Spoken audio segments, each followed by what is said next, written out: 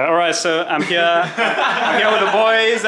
Introduce yourself. Tell the vlog what the startup is you're doing. Man, my name's Will. Man, we're from I guess Vegas now or California. My name's Ryan. Yeah, and we're building basically an AI footage organizer for video editors. So if you have 100 hours of footage, organize all that for you with metadata, so video editors can find the parts like really quickly through natural language and such. Smart, yeah. Sounds good. Smart. Would you invest? I would invest and I would use it. I do a podcast on the side, and that's something that I think would be really cool when I make my promo videos to help organize Yeah, the man. So we're standing in your beautiful warehouse and lab here, whom I'm in the middle of Soma SF. Tell us a bit about the company that you're busy building and like, the beautiful space we're standing in. Yeah, so welcome to Soco's first office as of a few weeks ago. So the company builds the future of metals, right? The future of metal refinement specifically. So we're building both economical, scalable, and sustainable ways to go from a raw metal ore to a pure metal, starting with rare earth elements. So for example, neodymium is so unsustainable to produce today, it's illegal in most countries, hence China controlling over 90% of the market. But with our tech, we can make it both cheaper, but also with zero harmful emissions, allowing us to nationalize and expand this industry significantly. And then in the future, we can apply that same exact tech to extract metals and oxygen from the soil on Mars and the moon as well. That's amazing. So like, how many months ago did you get started, and like, what's been like some of the history of the company now? Yeah, so I've been working on this area of tech, this area of electrolyzers for about 2 years now, but it really became a company focused on climate work about a few months ago in April. That's when I shifted away from the space stuff. It was initially exclusively for Mars, just for ISRU, extracting oxygen metals from the soil. But I made that switch around April. Incredible, yeah. And like, what has happened since like we started the residency? Like the amount of progress you've gone through has been insane. So like, give us the 3 bullet points. Well, it's been slowed down a lot by a lot of bureaucracy and logistical stuff, but almost entirely been trying to build this lab basically. So only as of about a month ago have I really started experiments. But until then, it was trying to find good lab space, get the lease closed, get all this equipment over. A bunch of my stuff was stuck at U.S. Customs from Waterloo, so getting all my previous equipment from Waterloo to SF. But took a few months, but everything's here now. Everything's being set up. Just got to get the fume hoods hooked up, and it's over. Fantastic, yeah. So I mean, what can we look forward to in the next like 6 to 8 months from Soco, and what are you like most excited about working on? Yeah, so the next 6 to 8 months are really based on data collection. So this entire facility is designed just to test different things out, test different systems, and then just collect a ton of data on them.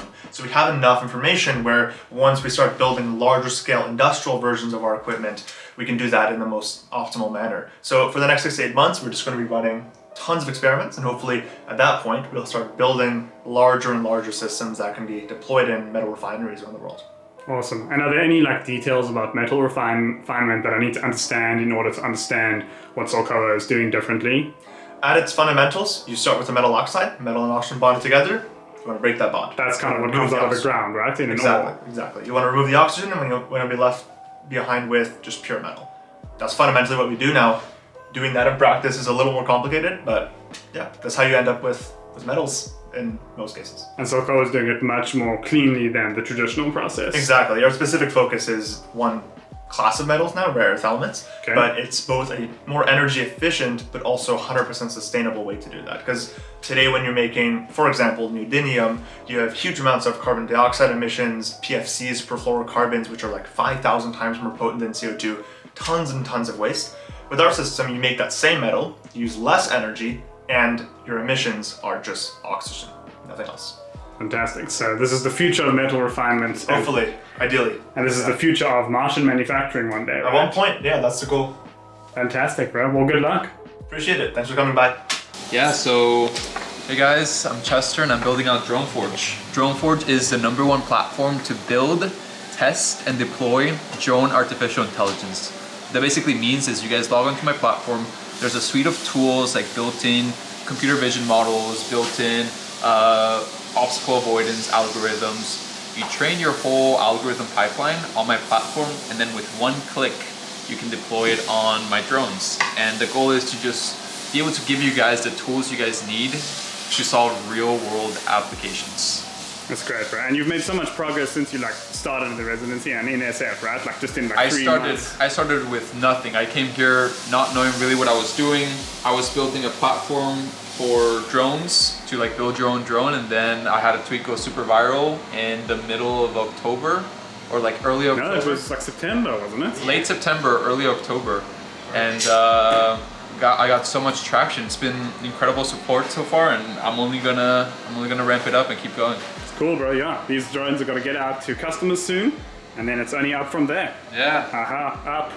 So Sully, bro, what are you building at the moment? What are you working on here in SF in the Hacker House? I'm working on an asteroid capture mission. So literally a spacecraft that's going to go out and hug an asteroid and bring it back to Earth orbit based off of the NASA ARM architecture. And that's awesome. Like, okay, for some context, how did you arrive at an asteroid mission when you're 21? So the long-term goal is to see life in the galaxy, which is pretty ambitious and requires a lot of ridiculous R&D for things that don't exist yet. So what's a feasible way to do that tangentially, or build a financial flywheel that's tangential? I think asteroid mining is very viable, especially because NASA's already done a lot of the work with the ARM program. A lot of the feasibility studies, a lot of the early tech dev, all done. Someone just needs to take the pieces, put them back together, commercialize it. So that's fantastic. And if that sounds too ambitious, I will also point out that this is a liquid-propelled rocket engine that Sully has manufactured and built and fired himself in like a couple weeks. Yeah, a few weeks. Yeah, exactly. 3, 2, 1. Cool stuff, bro. It's looking good. And you were literally just looking at orbits of potential asteroids to capture one day. Yeah, it's a fun little website that a friend put together. It just shows a bunch of different known asteroids along with estimated value and the delta to get there and back and things like that. It's a lot of fun. Yeah, it's the beginnings of Sully's riches right there on the screen. Mr. Bryce Neal, how's it going? I'm good, Mr. Mitch. How are you? All good, thank you. Good stuff. So tell us what you've been working on since you've been here and like what the people should know about your work. Yeah, so I came down here from Toronto in July, and it's been an amazing few months with some great guys living here. Mitch, definitely. Yeah, in terms of, so what I'm building with Visible Semi, basically, I'm trying to make a better blueprint for the teams that make chips. So chips, semiconductor, silicon, there's many ways to describe it. But basically, engineers need a better ground truth so they can better understand how their chips work. And eventually what's happening right now is there's this huge influx of AI agents that are going to take over a lot of the lower level tasks like coding, testing. So I want to make a platform that's not only a ground truth for engineers, but also an interface layer that's a ground truth for the agents too. And I've been making some pretty good progress with that and shipping, coding my life away. Visible Docs, ship that to a few companies, and it's about to pick up big time. So we're gonna build the Visible platform, get started over that this Christmas break, and hopefully this will work one day, and I'll look back and it'll be a pretty cool feeling. It's nice, man. Yeah. Planning to take over the lithography industry? Probably not. Lithography is like lower level, probably like manufacturing, but definitely the semiconductor industry, definitely the design part. I think that would be pretty cool. And yeah, I think the big thing is like, we just can never give up, right? You never give up, you never back down, and it's gonna be never hard. Back down, never what? Never back down, never what? Right? But no, seriously, like you just have to, it's time in the game and it's gonna compound, and I kind of made the decision, like this is how I want to spend the rest of my life. This is what I want to do, so. And has being in the Bay, like, improved positively or negatively on like your building of the products? Oh, positively, 100%. I think the biggest thing with the Bay is just proximity. It's the people you want to be able to meet, people you really look up to who are like incredibly smart, talented. They're right here, and they're literally a couple blocks all around you in every direction. Yeah. So it's cold message away, and a lot of people are really nice. I like the culture here. It's very about talking to each other, sharing knowledge, and it's about like kind of just making the world better. I know like that sounds cheesy, a lot of people say that, but it's more so about hitting the end objective. It doesn't really matter who hits it. It's just, are we moving forward? Yeah, everyone just wants progress. You just want progress, right? And that's why I'm doing semiconductors. I want progress. I think it's one of the most important things in the world, one of the most important industries ever. And I want to be someone who progresses it forward.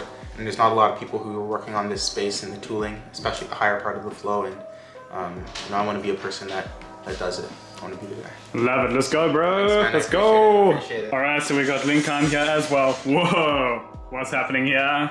Robot! Okay, that's cool. It's the RX-1, right? You built and this completely yourself? Yeah, built it in 3 months. We're gonna build 1 million of these by 2030. I can love it, bro. You got the whole. I'm actually doing a tour, so like got the whole workstation here. Got the arms under development. Got the 3D printer spool. Is that what's this? Is this the second one? This is the controller to control the robot. So cool, dope. So tell us like what you're building, like what you've been working on since you got here to the residency. Yeah, so we started doing the actual business instead of building the robot itself. So Yeah. our goal, as I said, is to build 1 million of these by 2030 to create a future of abundance using a humanoid robot. I can see you've got the proper big pitch down, eh? Yeah, that's our goal. So this is just a starting point. Yeah. Yeah, can come back to interview me again when I'm a billionaire, hopefully. So this is like 3D printed and carbon fiber. 3D printed carbon fiber. Second generation is all sheet metal. Oops. It's better, has stronger motors. I think Yeah, punch gonna up. kick ass. Yeah, that's great. And it has like all the 5 digits and everything. All like they're all actuatable. All actuatable, like a human hand. It even sounds quite cool. Yeah. And like, what's been the hardest part of like building the robot, actually out of interest? Because it's like most people couldn't accomplish this. Building robot is the easy part. Building business is hard. Really? Yeah, Okay. building business is hard. That's actually so interesting. It's hard to make something people actually want. It's easy to just build a technical project at home, but it's hard to build something actually people find they've found useful for their actual jobs. So that's been the hardest part. Yeah, no, it makes sense. Like, what's the most interesting or coolest part of the robot in your like opinion? The years, look at that. It's Yeah. right. And they actually rotate, eh? Yeah, actually rotate. Yeah, it's part of the feature. And what's the function of those ears? Make it look cute. Oh, that's dope, bro. Yeah, this is when people come visit the house, it's the first thing they want to see. They're like, "Where's the humanoid robot? Please show me." So, Carter, bro, since you joined the residency, what have you been working on, and like, what should the people know about your project or your company, rather? Well, I was jumping around a lot, taking a lot of odd jobs, to make rent. And then I realized, wow, I should kind of market myself as somebody who does hardware services because the demand was just high. Yeah. And so now I marketed myself as a hardware design firm. And I'll be taking on a ton of clients this year and then kind of getting more selective and building a team and a laboratory, where we can make prototypes really fast. That's really cool. And so, like, what are some of like the cool projects you've worked on in the past and since you've been here that like people should know about? Doing a pair of blue light tracking glasses, and can't say too much about it, but I guess it kind of gives it away. And then some other hardware to track the life cycle and other key points for a soybean seed in Martian regolith, and a doll that teaches girls how to code. And they just keep piling up. So Jason, bro, what are you working on here at the residency and in the house? I've been fine-tuning open source models for specialized domain applications. With that ginormous GPU rig here in the corner. Yep. And more GPUs. Oh, nice. Are you busy installing that? Oh, no, I'm giving this one away, actually. So, yeah, I give away GPUs pretty often. So, it's having a lot of fun with it, That's nice. And you're working on fine-tuning a Quen model at the moment? Yeah, Quen 2.5. It's been a challenge for a lot of people because it's 18 trillion token plus pre-trained, but it does love to specialize, I found. So it's an interesting model. And so your fine-tunes are for a particular purpose, right? The fine-tuned Exactly, LLM? on domain-specific knowledge, yeah. Yeah, and it's particularly math and English? Oh, I seem well, to no, remember? it's pretty much, it's a human emulation, almost. So, like, the cadence of speech, like, if you talk to Claude, or you talk to, like, GPT, like, ChatGPT, whatever, it's not going to respond like a human, right? Yeah. So, my models do. In fact, they fool, like, the GPT detectors and all that, so it's pretty interesting. And you've started a company now to work, like, full-time on this, right? Yeah, well, actually, no, the company is, funded by this work, but it's more along the lines of, like, generalized research. So like stuff like training SAEs for like for audio or like different kinds of like video model training and things like that. So more of the frontier style stuff versus like the traditional supervised fine tuning. That's great, bro. And what's the company's name? When must people check it out? Redis Labs, RETIS. I feel like I should change the name. Everybody says like Redis. Oh, right, yeah. Yeah, because it's the database. Well, the URL is here for you to check out. Yeah. So it's yeah, and then you can get on our wait list. Hopefully, it'll be up by then. Very cool. Yeah. Oh, good coffee, bro. Yeah, 100%. Yeah. This is how you make good MRR. I was about to say, like, what's the connection between caffeine consumption and revenue in this house? It used to be that more coffee meant more MRR, but the coffee kingdom has fallen, and we are no longer at the first place. But it's okay. I mean, I've been drinking a Red Bull every breakfast time the past 2 weeks, and it's been like increasing my productivity. We basically ruined Mitch. He came here, he used to sleep well, wake up early, exercise. Now he's drinking Red Bull, going to sleep late, going to partying, you know, but making money. I still exercise though. Okay, still exercise. That is good. All right, Adam, tell us what you've been building here in the cohort. Yeah. So my code was a mix because I started doing like from previous code as well, a product called the Arc, which is like an offline, off-grid AI device. So if something happens and we lose access to the grid, we still have like this local knowledge of humanity. And it's really good for hiking if you go skiing and stuff like that. But in the last 2 months, 2 months ago, I decided to drop that off. Even though I have a bunch of arcs here ready. Oh really? You actually have prototypes? Can we see one? Yeah. I mean, this is like I'll show you. This is like what I was supposed to build the arc on top. Which is like a small Android device now. Oh, it's not here. Yeah. I mean, I do have a bunch of them here. I just need to. Free feet pictures, even. I need to open them. Damn. No, it's alright. So it was like I'll put up the render here on the right. Okay. And where was I? Anyway, I decided to not do that because, like, after a lot of like back and forth, because. For a few reasons. One, like Starlink Mini just became extremely good. You can take like this size of a satellite with you everywhere, and you have literally 100 megabytes per second internet connectivity. Apple has been doubling down on satellite connectivity as well, offline maps and all of that. So it was hard for me to keep like justifying like this focus. Especially where my background is mostly on software agents, like I've been doing like AI agents like a year and a half ago, like, and all of this renaissance of software and opportunities that is currently happening. I was like, wow, I should do something like that. So that leads nicely into what you're building now, right? Yeah, exactly. Which right now I'm basically building AI agents for cybersecurity processes. The end goal is to build a fully autonomous AI security engineer that you can hire. Just like, hey, I want this and this employees. You onboard them on your GitHub repository and they just do work. I have a lot of background in cybersecurity. I've been doing that in the military, also in startups.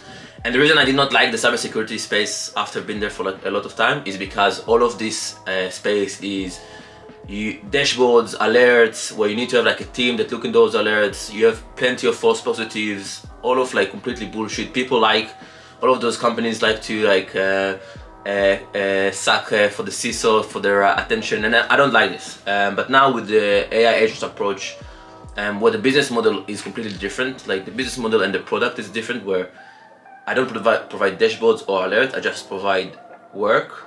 Made me super excited about this again. It's actually a project I worked on a year ago that I picked up again now, and now it's actually going really well. That's great, bro. And do you rate living in SF for building startups, or do you think it's overrated? I think it's 100% amazing. The city is focused on building. The city is focused on building, and if you get to the right like ecosystem and places, the people around you are super ambitious, which makes you think bigger, think longer. And just the city holds you accountable. So if you say you will do something, Mitch here in the back will tell me, hey, did you do this? Did you not?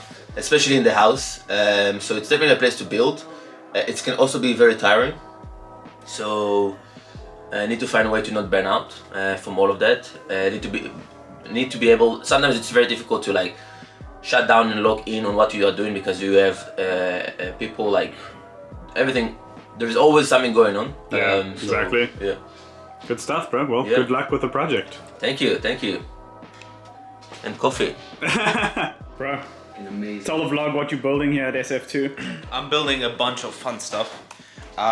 One, I'm building a platform called SoftGen. You can build web apps without coding. So it's a full AI software developer, and you can just describe in English what kind of software you want, and you don't have to hire a web developer, and it builds you everything. That's the first thing I'm building. Then I'm building a project called Mirko. My name is Marco. Mirko is my AI equivalent, and it's an AI agent that can use the computer in the same way that a human can. Essentially can learn from using its computer, and you can teach it to perform tasks. We're gonna launch him, like, he's gonna be living in the open internet 24/7, just going out, has a credit card, can talk to you, has a Twitter account, has an email, and just lives in the open wild. Building that. Then I'm building a bunch of other stuff. One is called Agent Press. Agent Press, if you were looking to build AI agents, all our AI agent projects at Cortex run off of Agent Press. It's a very simple utility you can use to build AI agents quickly. Yeah, a lot of freaking agents, man. Yeah. Agents. And tell the vlog as well how old you are. I'm 19 years old. Yeah, bro. People in this house are fucking cracked. All right, so we find Grace in her natural habitat on the bike. What are you busy? Before you tell us what you're working on, what are you training today? Today I'm doing a 90-minute interval session. It's been a rough past 2 weeks. I've been pretty sick. Body is just recovering. Always have to listen to how I'm feeling. And right now, overall, we're in a bit of a larger build period before 3 big races coming up in 2025. Yeah. Grace is a triathlete and an Ironman, just so that you know. But tell us what you're building in addition to becoming a world-class athlete. I'm working on bioengineered brain-computer interfaces. Long-term goal is telepathy. Short-term is biocompute. That's dope. So what have you been working on in the past few weeks? Because you recently just pivoted. It's not really a pivot. It was more of a disproving of certain modalities that didn't work before, and finding that out for myself. And now I'm working on growing living neurons on top of electrode and microelectrode arrays so that you can create a living interface between biology and computers. That's super cool. And the ultimate goal of the company is to be able to share empathy, right? Hence the name. Yeah, company is called Empath, and the goal is to be able to transfer thought and emotion from one person to another. Fuck yeah, I love it.